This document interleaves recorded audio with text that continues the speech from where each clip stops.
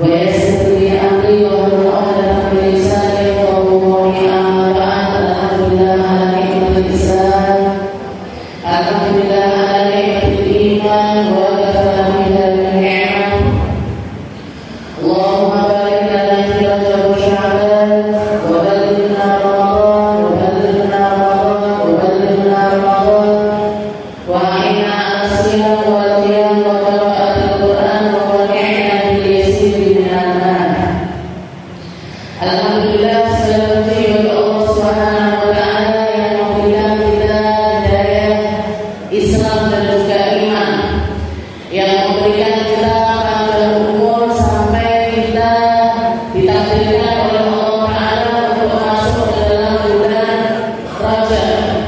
Dan semoga Allah Ta'ala panjangkan umur kita juga untuk bisa nyampe ke bulan Sya'ban dan dipanjangkan umurnya lagi untuk bisa menikmati setiap ibadah-ibadah yang Allah Ta'ala tawarkan di bulan mulianya, yaitu bulan Ramadan.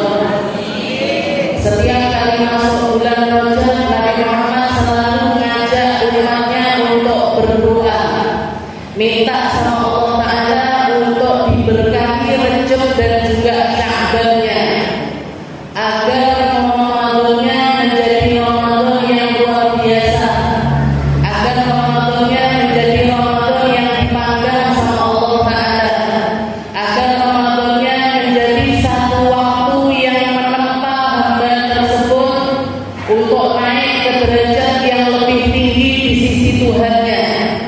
Karena hanya mereka-mereka yang Rajab dan Sya'bannya ini diberkahi yang bisa mendapatkan kemuliaan indah dari bulan Ramadan. Rajab dan juga Sya'ban ini dianggap sama para ulama sebagai pintu gerbangnya Ramadan. Oleh karena itu kita harus siap-siap, kita harus menyiapkan segala sesuatu, terutamanya adalah ruh kita, niat kita, pikiran kita, agar semuanya itu bisa mendapatkan kemuliaan-kemuliaan yang sebenarnya. Disiapkan hatinya, disiapkan mentalnya dengan kita menanam banyak-banyak ibadah. Para ulama juga menamakan Rajab Syahruz Zara', bulannya kita nanam, bulannya kita untuk naruh apa-apa yang ingin kita dapatkan di bulan Ramadan. Yang pengen memperbaiki salatnya, perbaiki mulai Rajab. Yang pengen memperbaiki Qur'annya, perbaiki mulai Rajab. Kalau yang pengen nambah keilmuannya, tambahi mulai dari bulan Rajab. Yang pengen dibersihkan sama Allah Ta'ala, banyak-banyak taubat di bulan Rajab. Jadi waktunya kita untuk nanam. Ya Allah, Ramadan kemarin puasa saya masih gitu-gitu saja. Tahun ini nggak boleh, harus lebih baik. Tahun kemarin saya ngaji, saya pengen dapat jatah Al-Quran. Tahun kemarin sempat khatam sekali, tahun ini harus 2 kali. Kalau yang tahun kemarin sudah 2 kali, tahun ini insya Allah 3 kali. Kalau yang tahun kemarin sekian kali, ini harus nambah ini. Muamalah saya sama Al-Quran harus nambah. Baik itu di bidang tilawahnya atau ngajinya, deresani Al-Quran. Kalau mau tambahkan lagi, tambahi ilmunya Al-Quran. Kalau mau tambahi lagi, tambahi tadabburul Quran. Kita baca Al-Quran bukan cuma sekedar dibaca, tapi nyari tahu isi apa yang ingin Allah Ta'ala sampaikan di dalam Al-Quran tersebut. Ya Allah, tahun kemarin saya Ramadan sedekah saya nggak banyak, 30.000 misalnya. Total sedino saya 30 hari, berarti sebulan saya 30.000. Ya Allah, tahun ini minimal 60.000, 2 kali lipatnya kemarin. Pengen tambahin lagi, yang kemarin udah 60.000, tambahin jadi 90.000, tambahin jadi 120.000, tambahin jadi 150.000, tambahin. Apa yang kita perbuat di tahun lalu, tahun ini kita tambah. Dan permulaannya jangan dari awal Ramadan, tapi permulaannya dari awal Rajab semacam jenengan mulainya di awal Ramadan itu nggak bakalan nyampe akhir itu nggak nyampe biasa.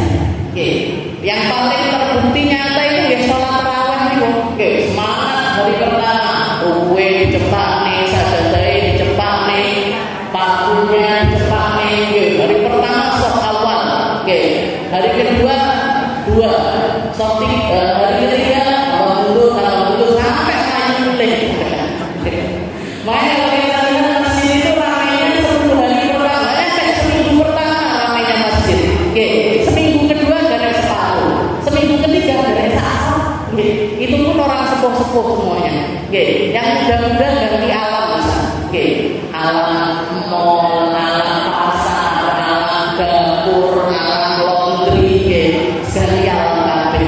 Oke, ini kenapa kok seperti karena mulainya di awal Ramadan. Oke, tapi kalau mulainya dicicil dari mulai Rajab semacam ini, insya Allah diistiqomahkan sama Allah Ta'ala sampai akhir Ramadan. Bisa ngambil seperti apa yang dimotivasikan Nabi Muhammad Sallallahu Alaihi Wasallam. Man qama Ramadan imanan wa ihtisaban ghufira lahu ma taqaddama min dhanbi. Katanya Nabi Muhammad, barang siapa yang bisa istiqomah sebulan penuh dia selama bulan Ramadan ini, ngisi malam-malamnya dengan ibadah, entek dosanya kabeh Bu. Dihabiskan semuanya dosanya sama Allah Ta'ala. Tapi yang menang bisa sampai akhir Ramadan itu cuma orang-orang pilihan aja. Oke, orang-orang pilihan aja yang bisa sampai akhir Ramadan. Ya rata-rata itu, rata-rata 10 hari pertama semangat, 10 hari kedua semangatnya garek separuh, 10 hari ketiga semangat belas. Oke. Jadi dari sekarang, oke, makanya kalau mau ibadah malamnya kita ini diperbaiki sama Allah Ta'ala, perbaiki ibadah malam kita mulai sekarang Bu. Oke, tambahi rakaat qobliyahnya Isya, ba'diyahnya Isya, witirnya yang sudah istiqomah witir 3 rakaat tambahi jadi 5, yang sudah rutin 5 tambahi jadi 7, yang sudah rutin 7 tambahi 9, yang rutin 9 tambahi 11. Oke, fullnya witir itu 11 rakaat. Yang tahajudnya 2 rakaat tambahi jadi 4, yang 4 tambahi jadi 6, yang 6 tambahi jadi dengan tambahi dan diistiqomahi.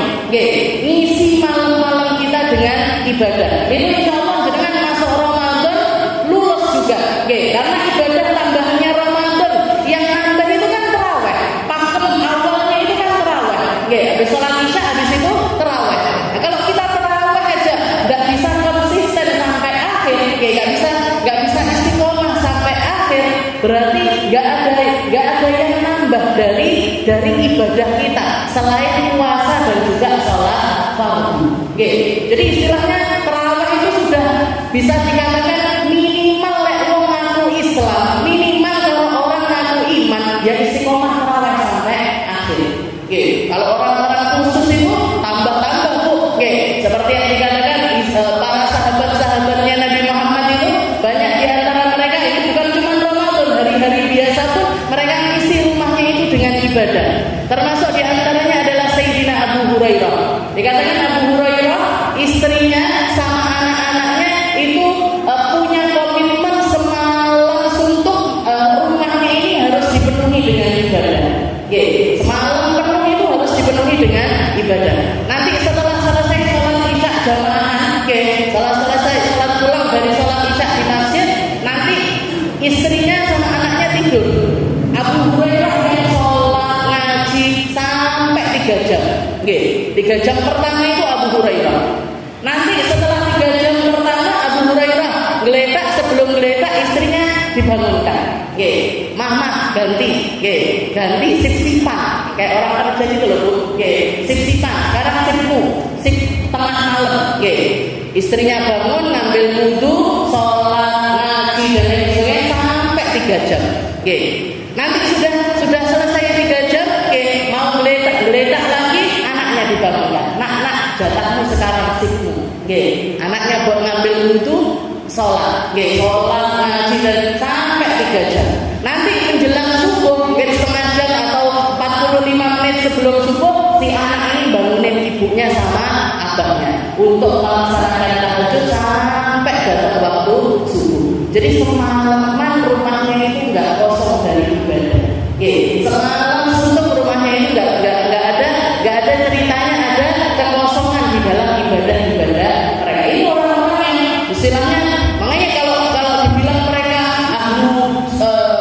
Jannatul Firdaus. Mereka ini untuk masuk ke dalam surga itu tempatnya surga Firdaus.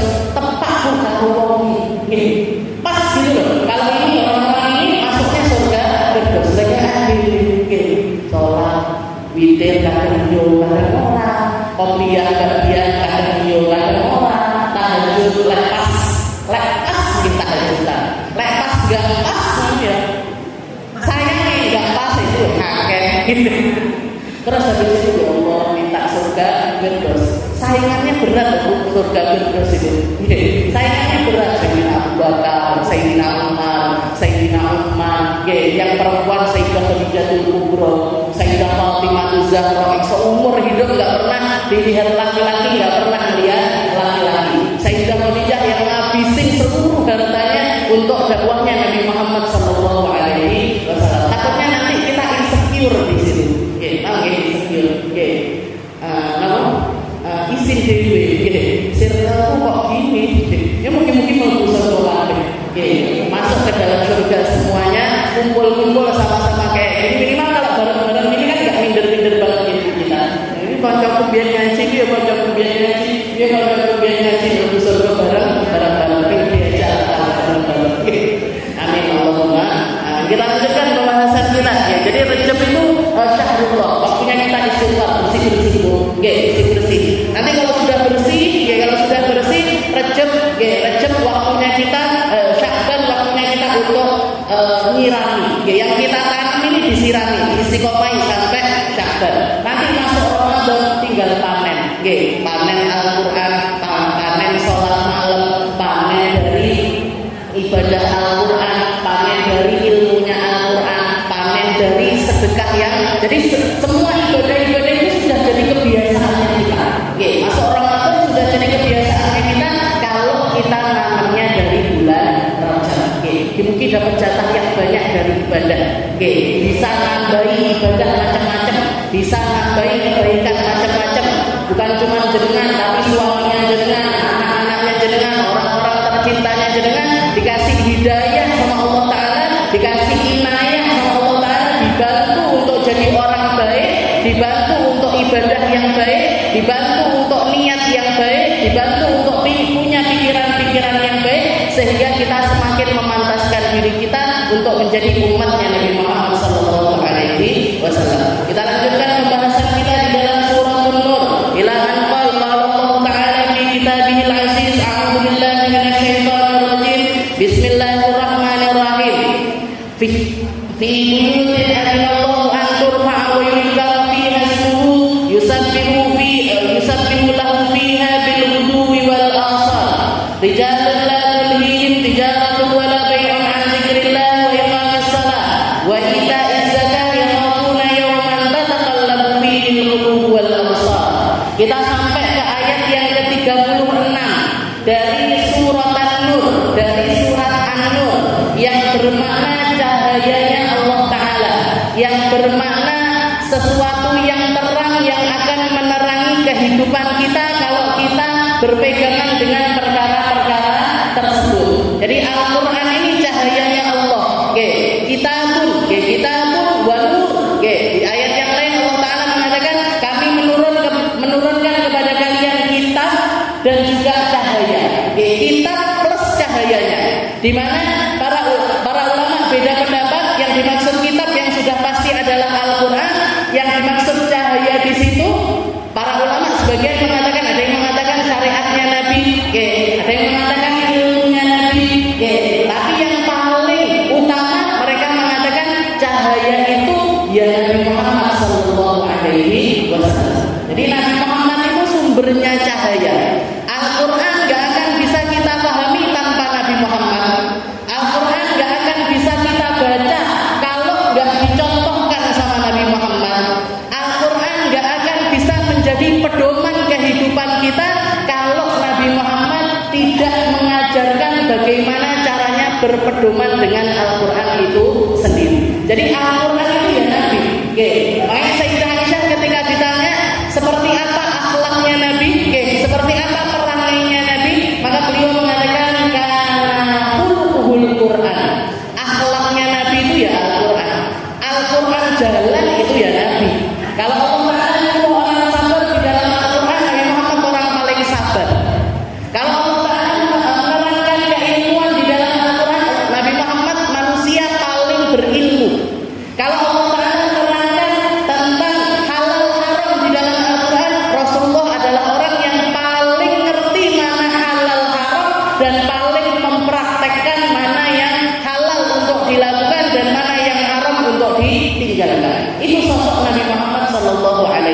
wasallam.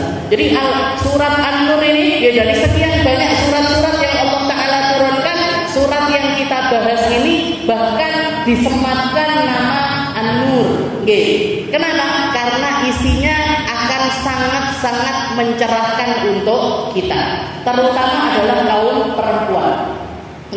Sayyidina Umar itu ketika beliau menuliskan surat kepada beberapa gubernurnya, salah satu hal yang dituliskan di dalamnya adalah alimu nisa'akum surat An-Nur. Ajarkan perempuan-perempuanmu tentang surat An-Nur.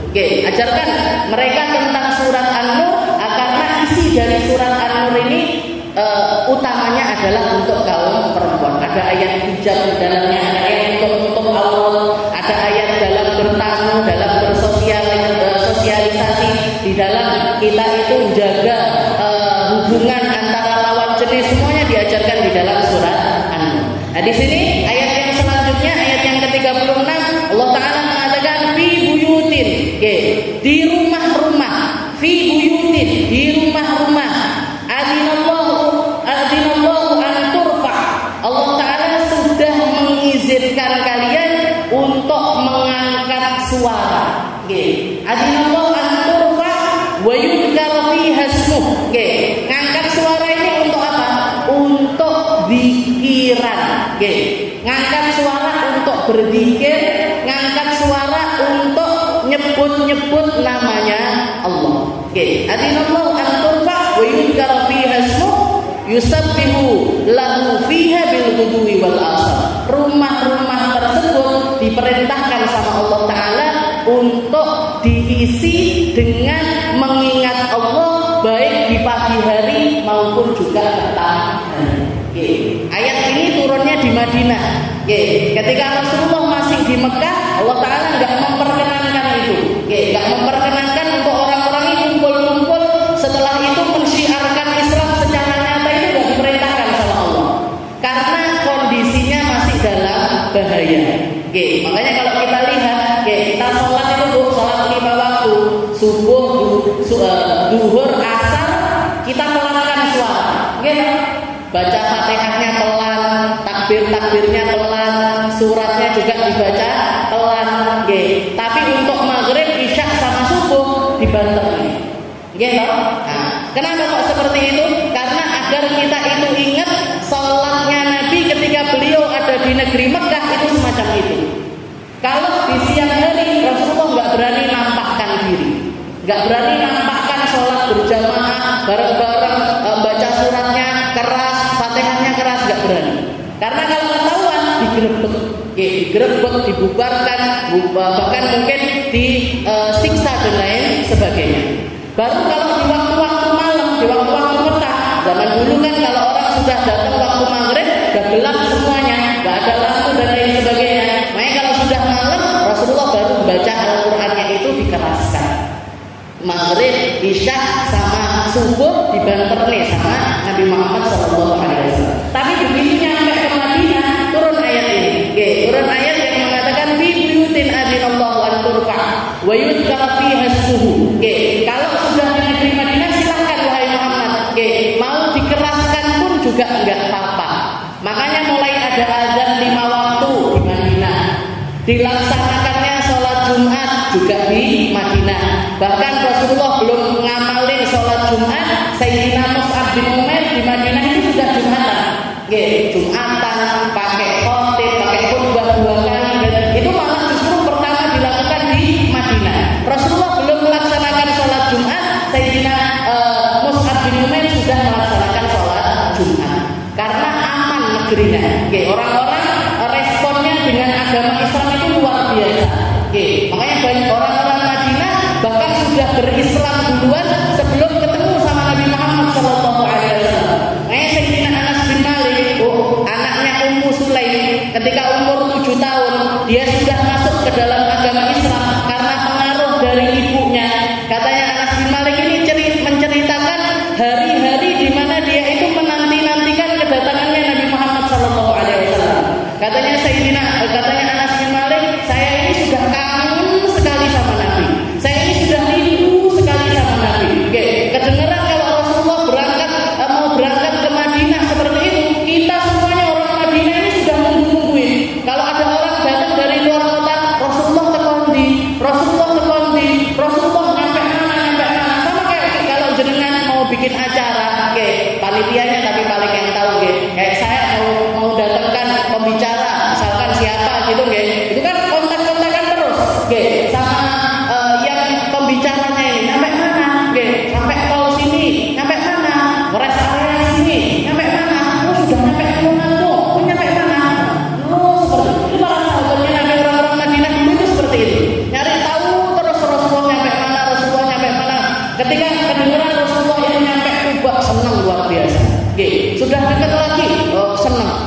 Terus-terusan jadi bolak-balik budal keluar bareng-bareng dari rumahnya, nyambut di perbatasannya Madinah, ditunggu nggak datang, mulai sedih. Besoknya lagi berangkat lagi, terus seperti itu.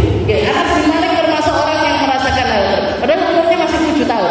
Makanya kalau kita lihat cinta itu kan, cinta itu rata-rata orang pada umumnya kalau cinta itu dari mata turun ke hati. Jangan pernah jatuh cinta apa enggak? Kok lemes Nah, dari mata turun ke hati. Jangan punya anak, lahir anaknya jenengan. Kenapa kok kita bisa cinta sama anak itu?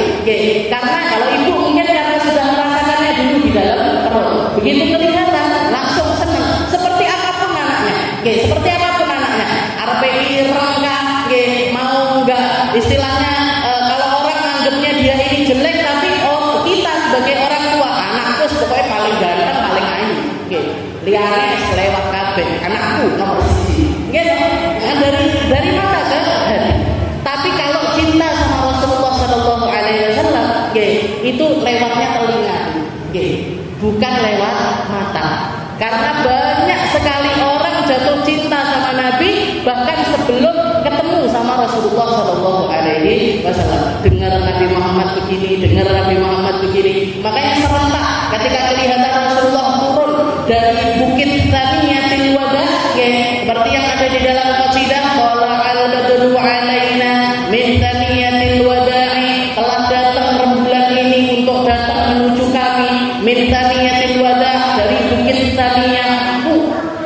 Ketawa semuanya, segi terbangan, yang bisa nyanyi, suaranya diangkat, bahkan perempuan-perempuan itu semuanya berdiri di atas rumah, pengen ngelihat Rasulullah Shallallahu Alaihi Wasallam. Dan begitu nyampe Madinah disapa sama Nabi, ayyatuhan nisa, hal habbatuni, wahai perempuan-perempuan, apa kalian ini cinta sama saya? Bala ya Rasul, kita semuanya cinta sama jenengan.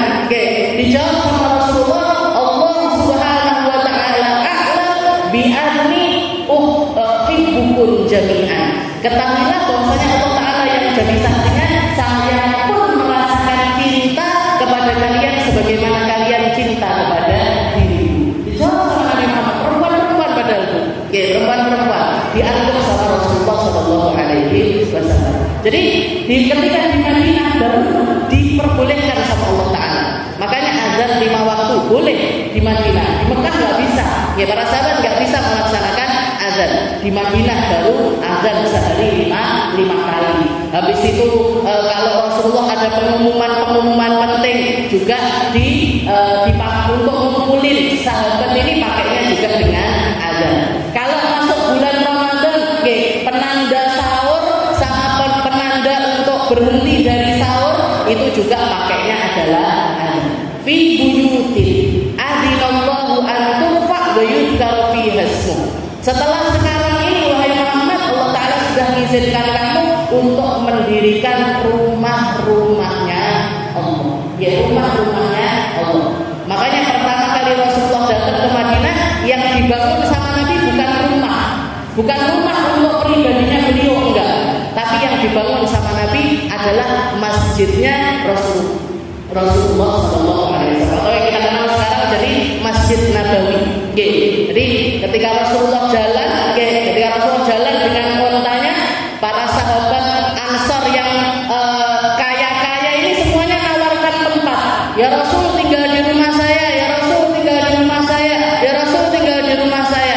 Katanya Nabi, da'ha fa innaha ma'murah. Lepasin aja. Jangan dieret-eret kemana-mana ini ontanya. Dia sudah dapat perintah langsung dari Allah Subhanahu wa taala. Jalan ini ontanya, jalan sampai ke depan rumahnya Abu Ayyub Al-Ansari. Gitu nyampe depan rumahnya Abu Ayyub Al-Ansari, katanya Nabi, ini nanti saya tinggalnya di tempat ini. Habis itu berdiri lagi ontanya, jalan lagi dulu sampai ke satu rumah, satu tempat kosong, satu tanah kosong. Setelah itu turun lagi ontanya. Setelah itu Rasulullah mengatakan, wahada di masjid, tempat ini nanti jadi masjidku. Ditanya ini tanah punyanya siapa? Ternyata punyanya anak-anaknya yatim. Jadi punyanya warisan dari orang tuanya, tapi orang tuanya sudah meninggal. Anak-anak yatim tersebut dibeli sama Nabi Muhammad pakai uang pribadinya Nabi. Dibeli sama Nabi. Setelah itu Rasulullah mengajak para sahabat Ansar untuk mendirikan masjid. Makanya Rasulullah itu perhatian sekali dengan pembangunan masjid dan memotivasi orang-orang untuk memperbanyak bangun masjid. Katanya Nabi, barang siapa yang bangun masjid, banallahu lahu mithlahu fil jannah. Orang yang bangun masjid, nanti Allah Ta'ala bangunkan dia yang seperti dia bangun di dalam surganya Allah. Dan barang siapa yang bangun masjid, walaupun kecil sekali, kalau kita ngomongnya langgar, apa musola, langgar musola, bahkan kecilnya itu diibaratkan sama Nabi seperti tempat berpijaknya burung. Burung ini kan kakinya kecil sekali. Itu kita bikin masjid setempat tapaknya burung sekalipun, katanya Nabi, banallahu lahu baitan fil jannah. Allah Ta'ala bangunkan untuk orang tersebut rumah di dalam surga. Makanya jenengan kudune, harusnya kita semuanya ini punya alaqah, punya sambungan sama masjid, punya sambungan sama masjid, punya andil di dalam masjid. Kalaupun nggak bisa bangun masjid, jenengan ada hartanya yang masuk ke dalam masjid. Entah itu jenengan belikan lampu kah, entah itu jenengan bangunkan kamar mandinya, entah itu jenengan bangunkan. Jadi kita harusnya punya andil dengan segala sesuatu yang berkaitan dengan masjid. Biar karena banyak sekali fadilahnya. Salah satu kelompok manusia yang dhillullah yaumal qiyamah yauma la dhilla illa dhilluh, golongan yang dapat naungannya Allah Ta'ala di hari kiamat nanti, rajulun ta'allaqa qalbuhu bil masajid. Orang-orang yang hatinya ini terpaut sama masjid. Hatinya ini punya pautan dengan masjid. Jadi jenengan harus punya. Dan sebaiknya masjid-masjid yang jadi tempat kita untuk kita pautkan hati kita itu ya masjid-masjid yang terdekat sama rumah kita. Ojo peko tak daftarku nek di masjid sing kuwi apik. Saya tak nyumbangnya di sini. Sedangkan langgar masjid di dekat rumah sendiri malah enggak diperhatikan. Lek sholat waktu sampai ke belumnya masjid kuno, padahal pepetan sebelahnya ada langgar, ada musola. Sana itu langgar musola itu. Jadi perhatian ke situ. Perhatian ke tempat masjid atau musola yang paling dekat sama kita. Biar semuanya itu hidup. Biar semuanya itu hidup. Kalau jenengan masukkan uang kotak amal, masuknya ke tempat-tempat yang semacam ini. Kalau masjid besar-besar itu subsidinya sudah besar-besar, apalagi yang dibangun sama negara dan lain sebagainya, terus murah-murah itu duitnya. Kalau mau tahu jenengan datang pas sholat Jumat diumumin nanti saldo rekeningnya masjid ini sekian juta, sekian puluh juta, sekian ratus juta. Timbangannya uangnya kita ngedontok nih kotak amal nggak dipakai ngapa-ngapain, masukkan ke masjid-masjid sekitaran kita yang sangat membutuhkan. Keramnya cempot dan diganti-ganti, gayungnya yang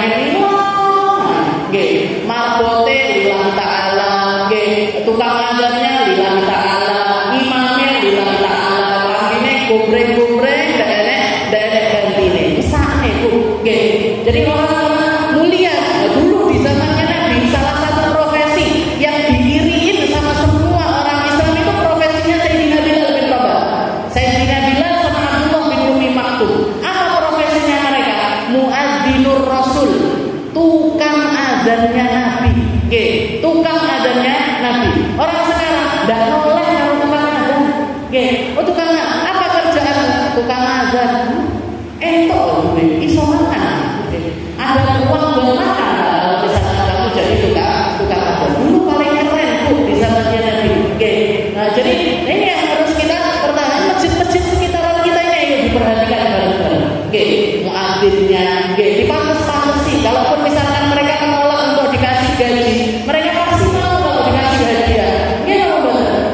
Jadi mentang-mentang nggak mau digaji orangnya, nggak mau digaji, minimal masjid ini ngasih sesuatu yang bisa nyenengin mereka. Ngirim beras sebulan sekali misalkan, atau listriknya dibayarkan, atau kalau lebaran nanti dikasih sarung, dikasih koko, anak-anaknya dibelikan baju-baju yang panas. Ini perhatikan.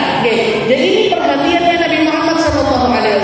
Nabi Muhammad itu perhatian sekali sama yang namanya masjid, pembangunan masjid, pemakmuran masjid, pembersihan masjid, itu semuanya adalah profesinya orang-orang mulia yang dimuliakan sama Allah Ta'ala. Tukang bersih-bersih, tukang bersih-bersih. Sayyidina Ibrahim itu apa kerjaannya? Antahhira baitiya lit-thaifina wal-'akifina war-ruk'is sujud. Wahai Ibrahim, wahai Ismail, kamu sekarang masjid ini, Ka'bah ini sudah kamu bangun, kondisikan untuk selalu dalam keadaan bersih, biar orang-orang yang rukuk, sujud, tawaf, sa'i di tempat tersebut jadi nyaman. Jadi kebersihannya masjid itu tanggung jawabnya kita bersama.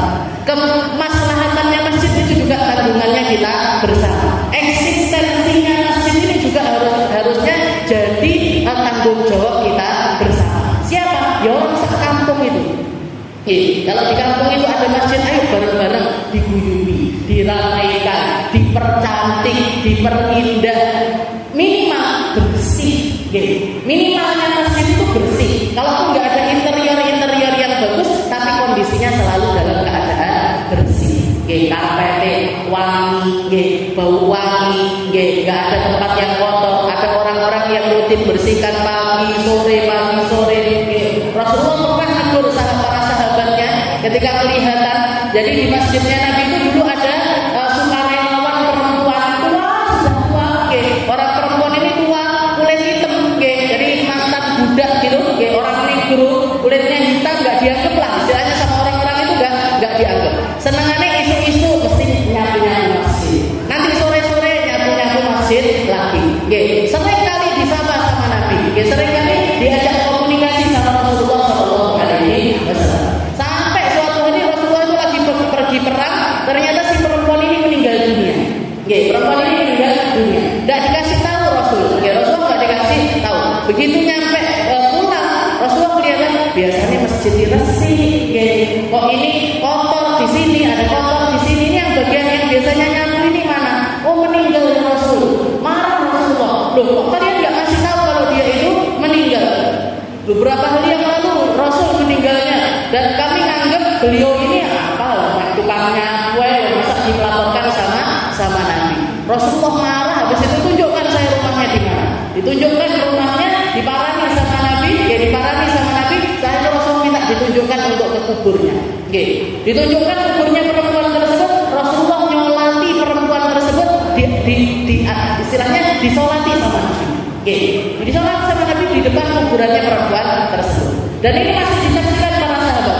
Setelah itu Rasulullah duduk di bagian batu nisannya, seakan-akan kayak ngobrol sama perempuan tersebut.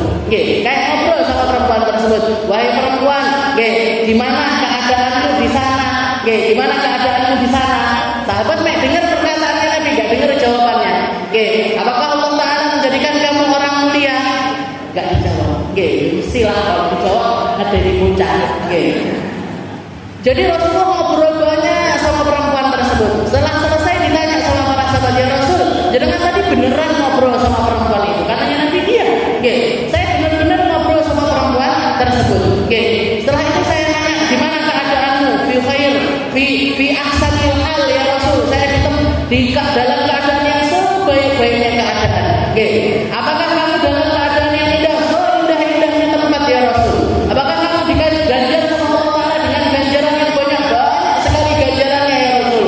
Berkatnya jenengan, berkatnya saya khidmah sama jenengan, berkatnya saya khidmah sama masjidnya jenengan.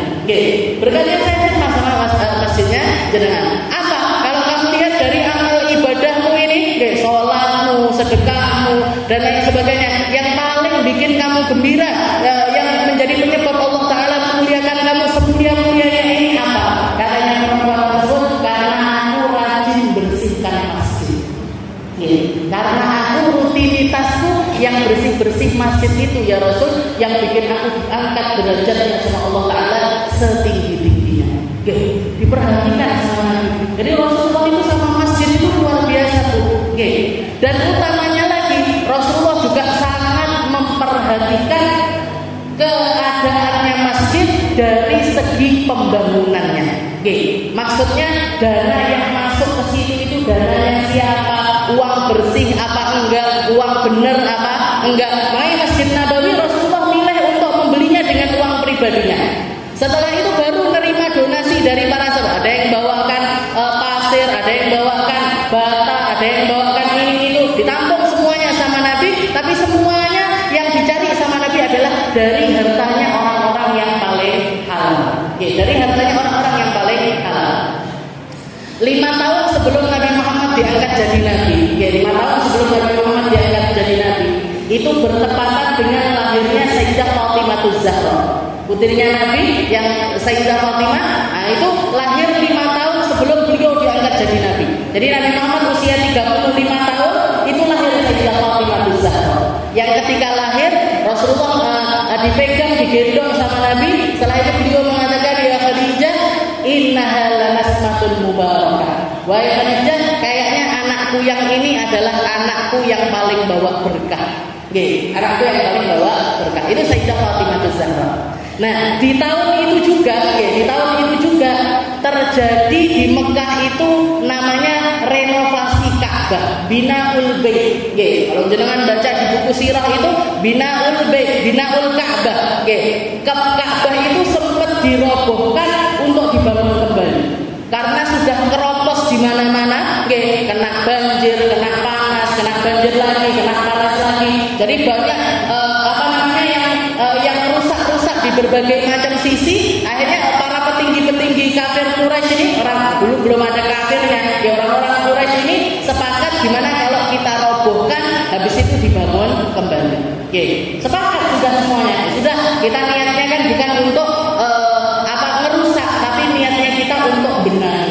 Ya, direnovasi, dirobohkan, ya, dirobohkan. Walaupun robohannya itu nggak dikeluarkan dari masjid. Oke, makanya kalau dengan masjid-masjid itu, wakaf-wakaf masjid itu, kalau misalkan ada renovasi, ada pembenahan, apapun yang lepas dari situ harus kembali lagi ke masjid.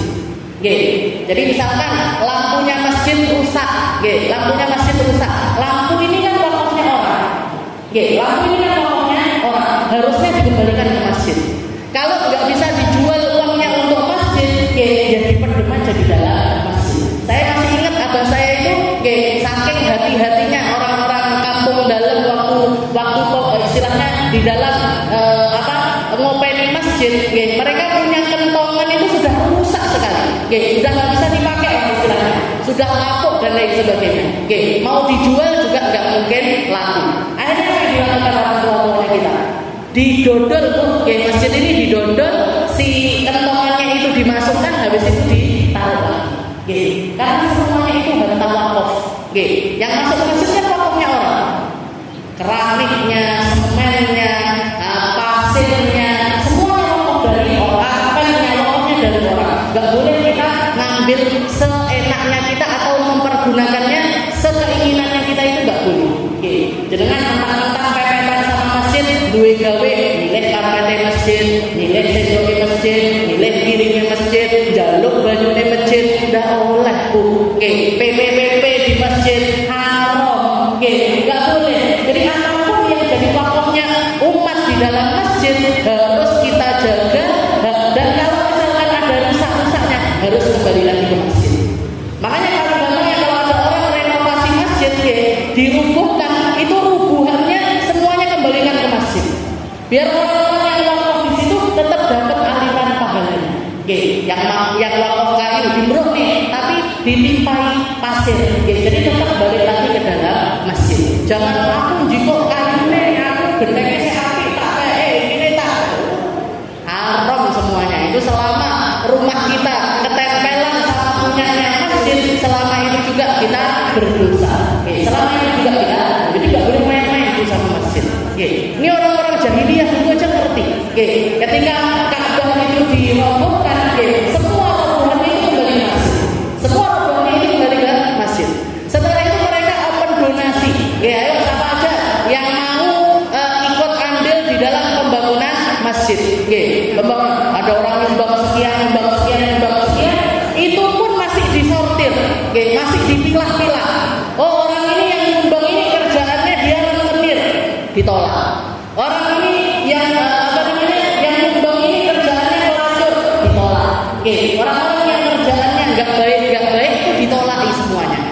Tolak semuanya. Jadi makanya murni Ka'bah itu dibangun dengan harta halalnya orang-orang Mekah pada saat itu.